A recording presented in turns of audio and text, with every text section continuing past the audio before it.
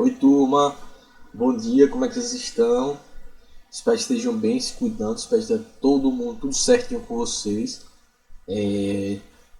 Na última aula, a gente começou, nas últimas aulas, a gente vem falando sobre a dinâmica da crosta terrestre, de como a crosta terrestre, ela, desde a história, né, desde a ideia de que a crosta terrestre era algo, era uma estrutura fixa, imutável, homogênea, né, em sua composição, e de como o Wegener, né, e posteriormente o Weiner, eles foram fundamentais para a gente poder compreender de que na realidade a crosta terrestre existe uma dinâmica muito mais é, robusta e interessante no sentido mais científico possível do que seria algo interessante, e isso possibilitou, né, a propositura da ideia da deriva continental, né, de que existia um único continente que era a Pangeia, de que os movimentos da crosta terrestre levam a levar a configuração atual dos continentes, que a gente tem uma movimentação dessa crosta terrestre constantemente, né, obviamente com uma movimentação lenta, mas é uma grande massa de terra se deslocando, né, e às vezes o encontro, né, algumas dessas partes da crosta terrestre se afastam, outras se aproximam, e todos esses processos eles levam a uma série de fenômenos distintos, né? E a gente viu um pouco sobre isso, né? De como essa teoria de placas, né? Ela explica e demonstra as atividades na litosfera, né? Que a litosfera é formada por essa crosta terrestre, né? Que é a crosta terrestre separada na crosta continental e na crosta oceânica, e é, e que essa litosfera é formada ainda pela crosta terrestre mais o manto superior, que é uma das camadas internas do planeta, né? Então tem o manto, o núcleo, o manto separado no manto superior e no manto inferior, e o núcleo separado no núcleo superior e no núcleo inferior, ou no núcleo externo e no núcleo interno, né? E a gente entendeu é, que essas atividades, essas movimentações que é trazida pela teoria de placas, né? Essas movimentações das placas tectônicas, elas ocorrem pelo processo de movimento de convecção no manto, né? Ou seja, as partes mais quentes do manto, que são mais próximas ao núcleo. Esse material sólido, fundido, né? É, ele mais quente ele sobe, né? E esse que é menos quente, que está mais próximo da crosta terrestre, ele desce. Então, esses movimentos circulares no manto eles fazem com que a crosta terrestre ela se movimente a partir desses processos.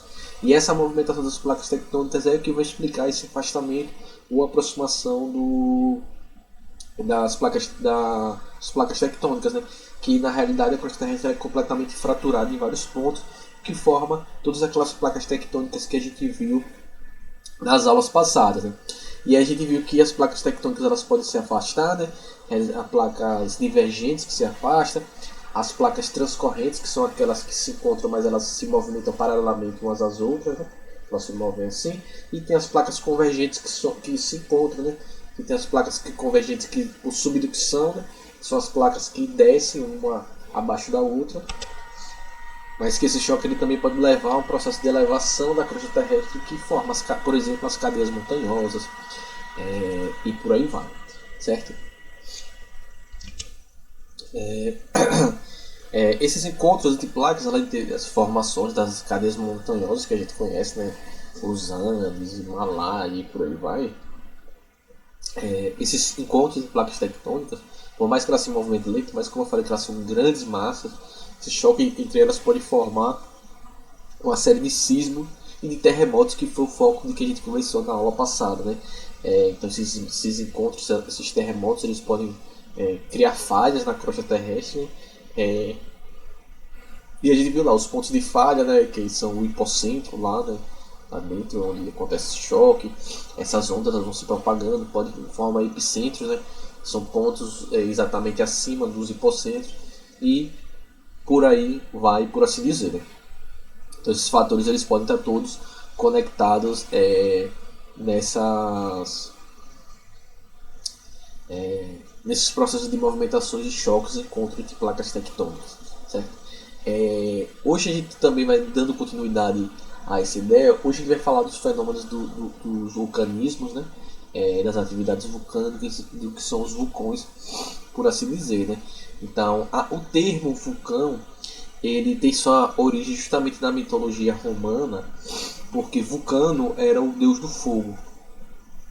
E eles acreditavam que essas atividades vulcânicas elas ocorriam graças à intervenção divina, né?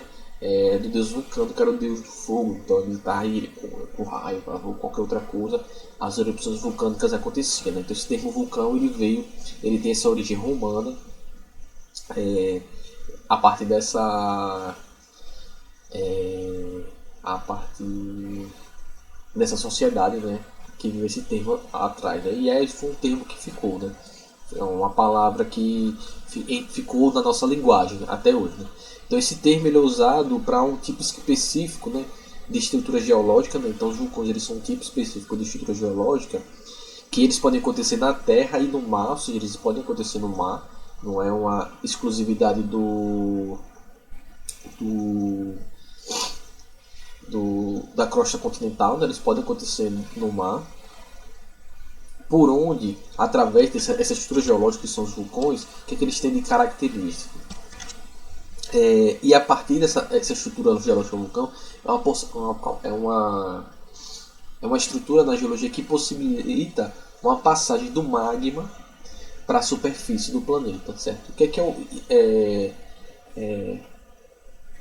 é esse magma? O magma ele é o material fundido, aquele material que eu falei daquelas rochas sólidas, fundido, que ele é composto por rochas, gases, vapor de água, submetidos a alta pressão e temperatura no manto, certo? Principalmente no manto superior, certo? Então o que acontece? Os vulcões eles têm essa estrutura geológica que permite que esse magma que forma o manto ele consiga ser expelido, ou seja, ele consiga alcançar a superfície do planeta, né? Então o vulcão é uma estrutura que permite que tenha essa conexão entre o manto superior e a crosta terrestre, ou seja, ele tem um canal que conecta esses dois espaços, né? Então a gente chama de vulcão toda estrutura geológica que permite a passagem desse magma, né, que está presente no manto, que permite que esse magma que está presente no manto ele venha à superfície do planeta, certo? Então esse magma ele é formado por rochas, gases e vapor de água, e através do vulcão também sai vários outros tipos de materiais, né? Uma série de gases diferentes e outros tipos de materiais além do magma, né? Então, por exemplo, aqui a gente tem uma estruturazinha do vulcão, certo, né? Os vulcões, eles... então, antes de falar de como os vulcões surgem, vamos falar um pouquinho da estrutura de um vulcão, a estrutura básica do vulcão, certo? Então, a gente tem aqui abaixo aqui a câmara magmática. A câmara magmática é onde se concentra o magma, ou seja, é o ponto onde a gente tem o ponto na crosta terrestre que está em contato direto com o manto, né? Então abaixo daqui tá aqui a crosta terrestre, e abaixo aqui dele teria aqui em tese o manto, né? O manto superior. Então, o manto exterior, né? Superior e exterior. Então aqui está a câmara magmática, e essa câmara magmática aqui vai ser o ponto de conexão do manto com o vulcão, certo? Então ali está o magma, né? Esse material fundido que vem do manto. E aí o que é que tem nos vulcões? Os vulcões eles apresentam essa chaminé. Essa chaminé é esse ponto de conexão do vulcão, ou seja, o que vai permitir que o magma, ou seja, o manto, o magma ele alcance a superfície terrestre, né, a crosta terrestre externamente. Então a chaminé é esse ponto que vai conectar a abertura do vulcão, que é a cratera, né, à câmara magmática, né? Então a chaminé faz essa conexão da cratera, que é o ponto na crosta terrestre onde vai ter a saída desse magma e desses gases, com a câmara magmática. Então a gente tem a chaminé que conecta a câmara magmática à cratera, que é a abertura na crosta terrestre, certo? A câmara magmática é o ponto onde a gente vai ter a concentração do magma vindo do manto, certo? A estrutura montanhosa que pode se formar é o cone. Então o cone é essa estrutura rochosa que forma esse relevo.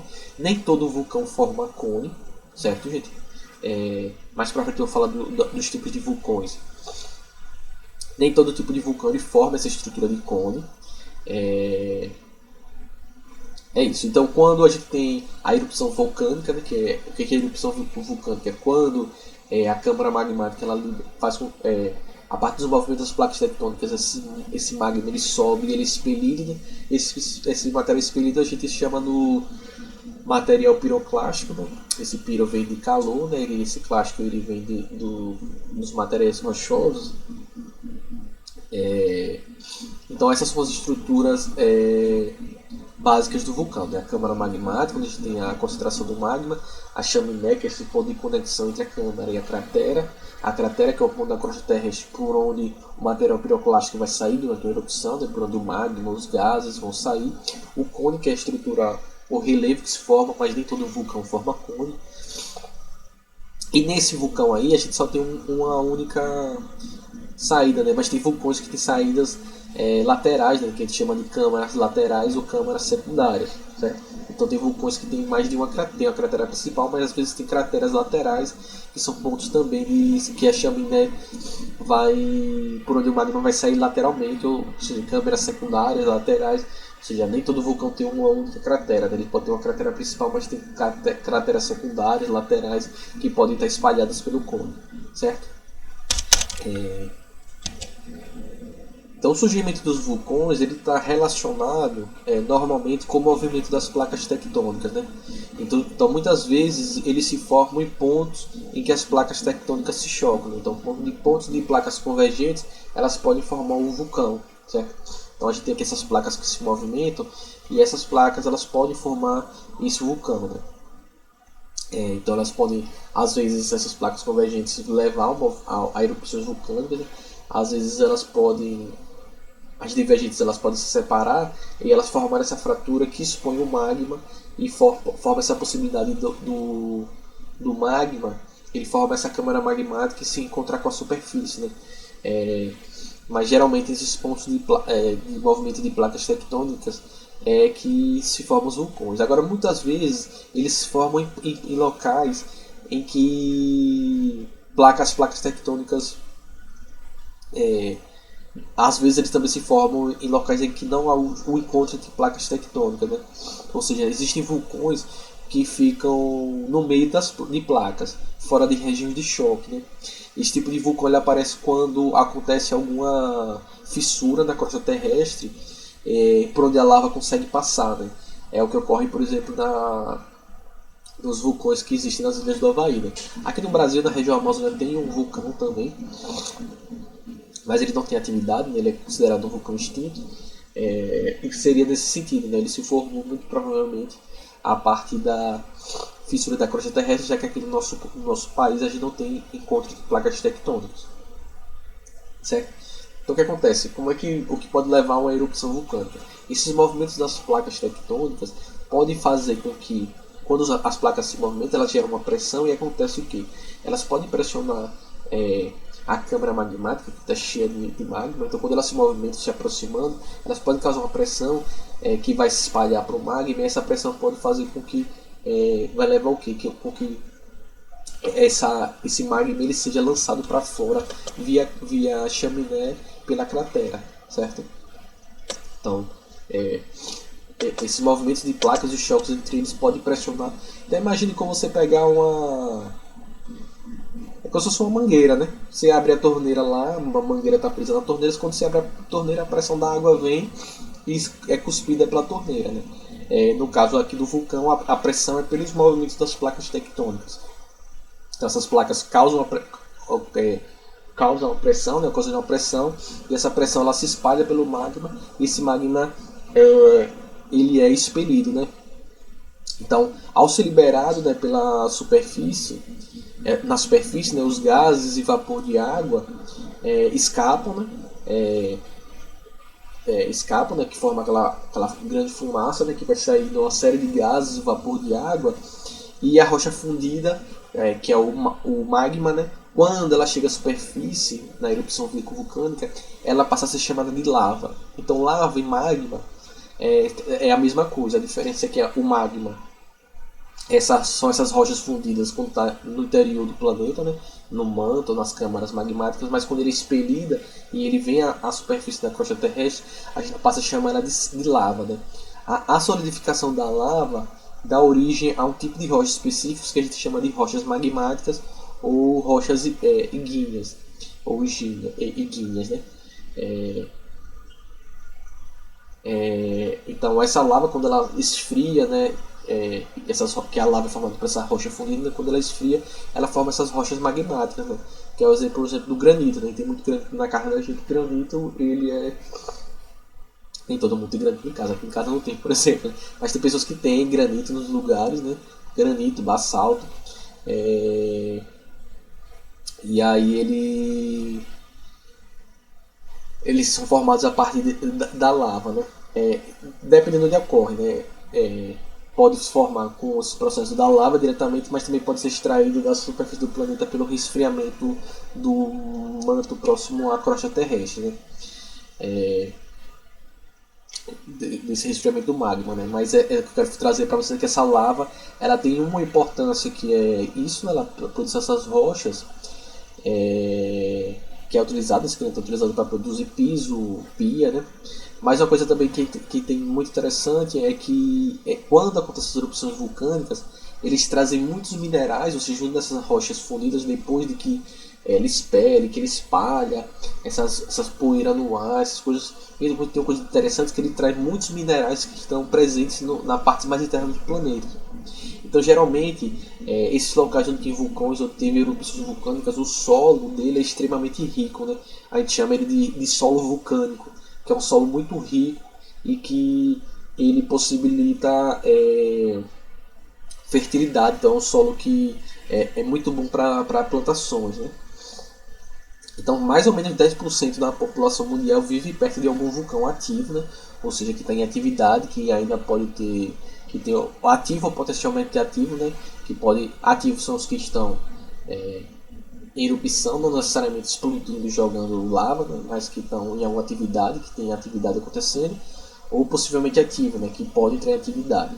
E a gente tem os extintos, que é muito provável que eles entrem em extinções e que ele entre em atividade. Então, quando tem uma erupção vulcânica, ela pode não ter nenhum incidente, né, mas ela pode ter pessoas que podem morrer, né, desde asfixiadas pela fumaça, pelos gases produzidos, queimadas, ou se a atividade vulcânica junto com o terremoto desabar, ou a lava na explosão, tem explosões mais violentas, erupções mais violentas, que podem lançar rochas por até quilômetros de distância, e ele pode morrer nesse sentido, né? Mas como eu falei, né, esse lugar de vulcão geralmente são solos extremamente férteis para a produção da agricultura, tem algumas atividades que podem produzir energia elétrica a partir de geotérmicas, né? Ou seja, a partir desse calor produzir energia elétrica, pode ser utilizado também para turismo, né, pessoas que vão visitar essas áreas vulcânicas, e também é muito importante para estudos científicos. Né? Aqui eu trouxe aqui para vocês alguns tipos de vulcões. E suas características. Né? Então a gente tem o vulcão do tipo platô ou basáltico. Né? Quais características que esse vulcão tem? Né? A lava é muito líquida, derrames amplamente distribuídos, né? Ou seja, eles têm uma distribuição. Né? É emitido principalmente por erupções em fissuras, ou seja, em pontos que tem fissuras. Né? Aí a gente tem alguns exemplos, né? O vulcão da Columbia River, o Traps da Sibéria, do Paraná tem Deca. Então veja aqui o diagrama simplificado, ele não forma o cone, como vocês podem ver, certo? Ele vai ter algumas fissuras que eles vão eliminar essa lava, mas ele não forma o cone. E aqui vocês podem ver, esses primeiros que eu estou falando, eles têm pouco... a explosividade da erupção é pequena. Né? Aí, à medida que ele for descendo, vão ser os vulcões que quando entra em erupção a gente tem uma explosividade maior. Né? Então a gente tem o vulcão escudo, que é a característica de a lava emitida a partir de uma abertura central, né? Extensa por vezes uma caldeira em colapso. Aí tem os vulcões havaianos, que eu falei, aqueles que não estão em pontos de placas tectônicas, né? o Monte Olympus, que é o Monte Marte, né? Na Grécia, o Eterné Etiópia, que fica na Etiópia, né?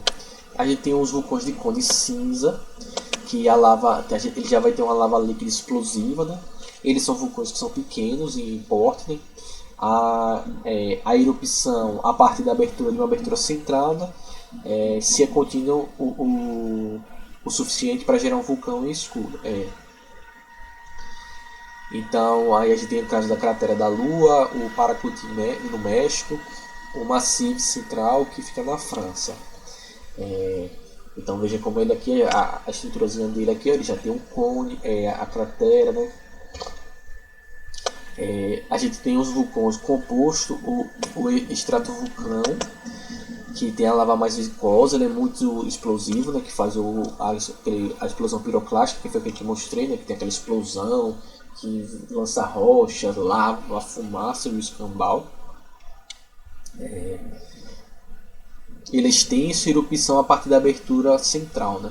Apesar de que ele pode ter essas câmaras laterais. Então a gente tem o Monte Rainier nos Estados Unidos, o Colima no México, o Divamamavandi no Irã e o Monte Fuji no vulcão, que é aquele grandão lá do vulcão.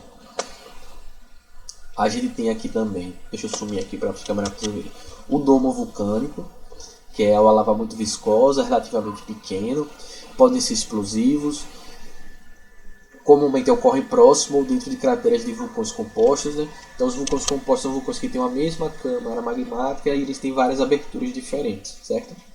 Aí a gente tem o caso do domo de Santa Helena, o domo do Colima no México, o Monte Lasso nos Estados Unidos, e veja que ele não forma o cone, certo? Então observa que eles não formam aquele cone, certo? Mas eles têm essa abertura. E a gente tem a caldeira, que são vulcões compostos muito grandes, ou seja, tem vários locais de abertura, que colapsam após um período de explosão, frequentemente associado com domos ressurgentes, né? Então tem a cratera do lago nos Estados Unidos, Long Valley nos Estados Unidos e Santorini na Grécia. Então veja que eles também tem alguns que eles têm um cone, quando eles entram em erupção, o cone ele se esfacela e só fica a cratera abaixo, né? Então esses aqui são os vulcões que a gente chama de caldeira. Então a gente tem todos esses tipos de vulcões aqui, certo, gente? Os vulcões, quanto à atividade vulcânica, a gente pode ter três tipos de básicos assim de erupção, né? A gente tem uma erupção efusiva, então o vulcão está ativo, mas ele fica apenas liberando os gases, né? Não tem a liberação do magma, da lava, por assim dizer, né? A gente tem os vulcões aqui de erupção mista, que ele vai liberar tanto os gases e vai liberar também parte da lava, né? Então esse magma ele vai sendo exposto, essa lava vai caindo, vai sendo exposta, né? E temos os vulcões de atividade que tem erupção explosiva, ou seja, ele forma uma grande explosão, que ele vai lançar esse material particulado, a fumaça, essas rochas, o magma ele pode lançar até quilômetros de distância, né? Então ele causa explosão, às vezes causa destruição de parte da cratera, de parte do cone, ele se rompe, ele explode também. Então aí vai ser de acordo essa classificação de acordo com a potência da erupção vulcânica, né? Então, essas efusivas vai saindo só os gases, né? A água, o vapor, os gases. Erupção mista sai um pouco mais desses gases do que em relação à efusiva. E parte dessa lava também sai. E a explosiva é aquela que é com um grande choque, né? Que essa lava, essas rochas elas vão ser lançadas com grande violência. Obviamente que os vulcões que vão fazer isso são os vulcões ativos ou em atividade, né? Então normalmente a gente considera um vulcão ativo o vulcão que está em erupção, seja uma erupção efusiva, uma erupção mista, uma erupção explosiva, o que mostra sinais de instabilidade, ou seja, sinais que ele pode entrar em atividade em qualquer momento, né? Com pequenos abalos, tremores de terra, né? Ou emissões de gases de forma significativa, né? Alguns autores eles consideram ativo qualquer vulcão que se saiba já tem um dia de entrada em erupção, né? Então esse vulcão de erupção então, ele é ativo. Para alguns autores eles sempre, se tem algum histórico, ele sempre é ativo, né? Aí a gente tem, por exemplo, os vulcões ativos, a gente tem o Etna, que é um vulcão na Itália, o Pinatubo, que é um vulcão nas Filipinas, e o Monte Santa Helena, que fica nos Estados Unidos, que foi que eu mostrei há pouco nas classificações. A gente também tem o que a gente chama do vulcão dormente, que é aquele que não se encontra atualmente em atividade, ou seja, ele não está em nenhum tipo de atividade, mas que poderá mostrar sinais de perturbação e entrar de novo em erupção, pela razão pela qual é monitorado por centro sismológico, ou seja, aquele vulcão que ele pode entrar em erupção de novo, como eu falei, né? Pode estar em pontos de falhas tectônicas ou próximas desses locais. Então ele é considerado dormente, é aquele vulcão que ele pode entrar em atividade em algum momento específico. Né? Aí a gente tem o caso do vulcão Licancabur, que fica no deserto do Atacama, que fica no Chile. É um exemplo, certo? Embora não se tenha registro de sua última erupção, você não sabe quando foi que teve, mas se acredita que como ele está num local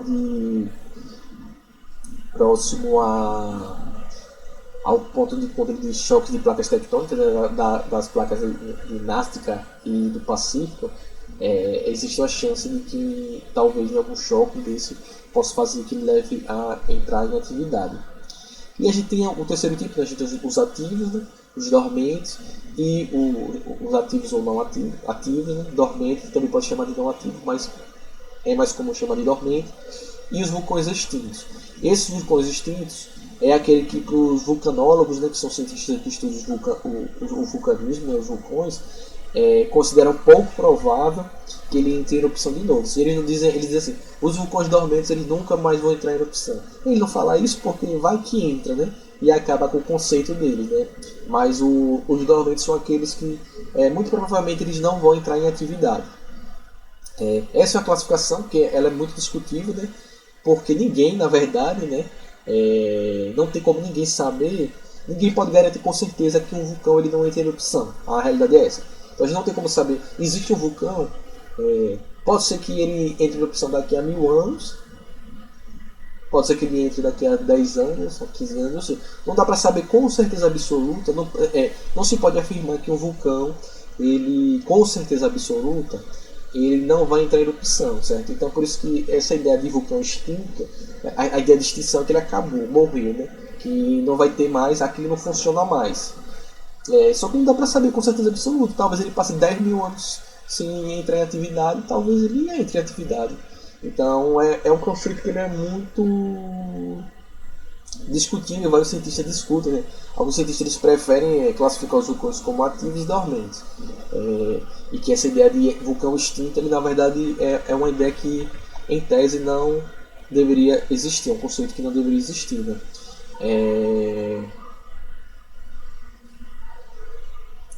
Então, por exemplo, a gente tem desses vulcões que estaria nesse conceito de extinto, a gente teria a caldeira, né, de Yellowstone, que fica nos Estados Unidos, que não entra em erupção há mais de 640 mil anos, mas é considerado um vulcão porque tem atividade sísmica ali, né? E atividade geotérmica, ou seja, tem a liberação de calor na Terra. Então, tem essa liberação, essas fontes de calor, que a gente chama de geotermas, é porque muito provavelmente existe essa conexão, né? essa conexão dessa chaminé que está ligando ele a alguma câmara magmática, e esse calor está se propagando pelas geotermas, né?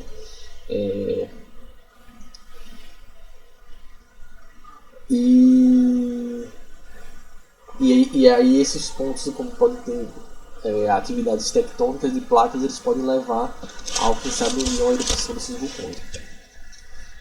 Então, mesmo que ele não tenha, né? Então, mas assim, para fins de estudos, né? Se perguntar numa prova quais são, de acordo com a atividade, como nós classificamos os vulcões, aí tem lá letra A, ativo, dormente, extinto, né? Aí vocês vão lá e marcam, certo? Estou falando que é um conceito que ele é um pouco um conceito controverso, essa questão de classificar um vulcão como extinto ou não, né? Mas, por exemplo, se perguntar numa prova quais são as classificações dos vulcões, coloca lá ativo, dormente e extinto, tá certinho, não tem problema nenhum, nisso aí. Mas eu estou trazendo para você que é um conceito que ele é discutível e que alguns cientistas eles não acreditam que como eu posso dizer, esse critério de classificação ele deveria ser adotado justamente por isso, porque um vulcão pode ser que ele esteja sem entrar em atividade a começar a caloria de Yellowstone a 640 mil anos, mas pode ser que ele entre, né? Então, tá aí o vulcanismo. Próxima aula a gente conversa sobre os processos que a gente conhece como tsunami, certo? Então fiquem bem, se cuidem. A gente se vê na próxima aula.